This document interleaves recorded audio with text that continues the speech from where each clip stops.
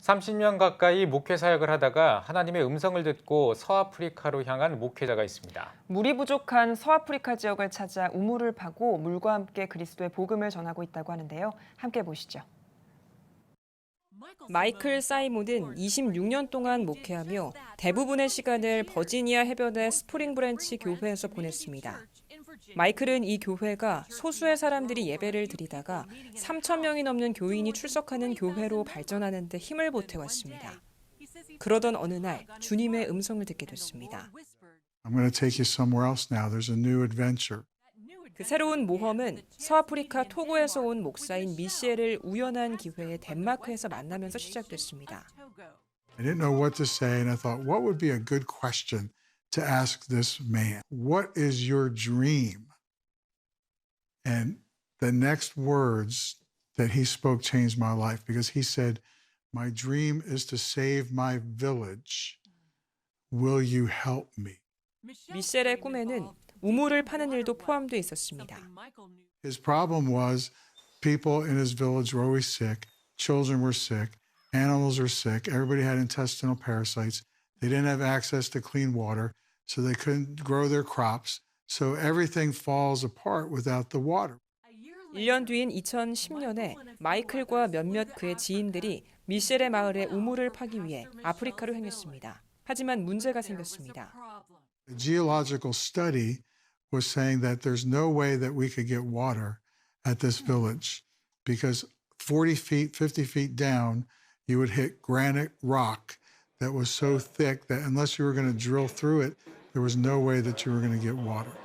So I said to my team, I'm still going, but you don't have to go if you don't want to. Everybody on the team said, we're going. 주일이 돼 500명 정도의 마을 주민들이 야외에서 예배를 드리기 위해 모였습니다. I said to them, let me tell you what it says in Nehemiah chapter 2, verse 20. It says, the God of heaven will give us success.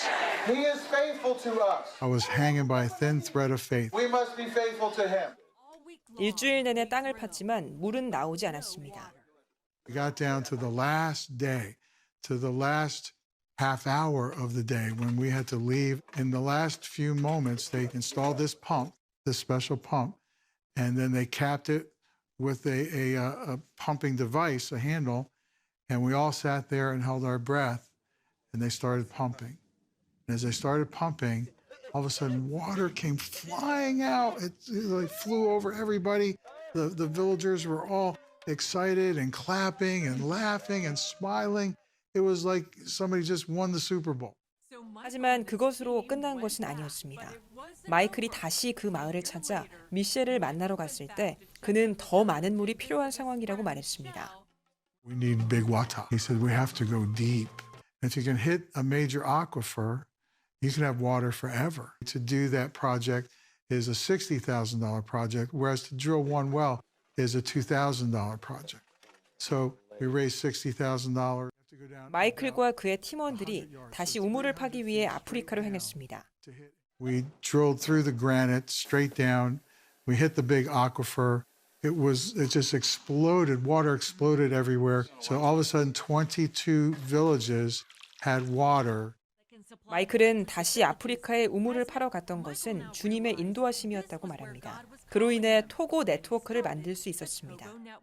My goal is to build a network, which is why we call it Togo Network, of people and churches and businesses who will wrap their arms around this tiny West African country and say, we're going to bring the water, we're going to bring the medicine, we're going to bring the education, we're going to help take care of the orphans with you.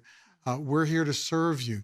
God said, your last run is this. You're going to get water and health to people in West Africa because that's on my heart. 지구촌 리포트였습니다.